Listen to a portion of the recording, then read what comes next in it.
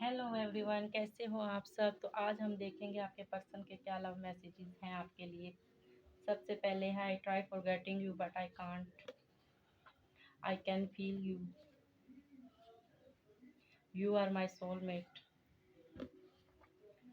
This is there is so much I want to say to you. वो आपसे बहुत कुछ कहना चाहते हैं, उन्होंने इस रिश्ते से बहुत कुछ सीखा है। वो कह रही हैं प्लीज़ मुझे माफ़ कर दो, मैं तुम्हें सुनना चाहता हूँ। I know you love me, I am your angel taking care of you, I am resting in heaven.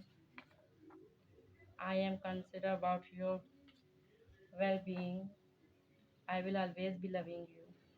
तो ये थे आपके पर्सन के मैसेजेस। होप कि आपको अच्छे लगे होंगे। वीडियो को लाइक शेयर और सब्सक्राइब लाजमी कर दीजिए प्लीज़।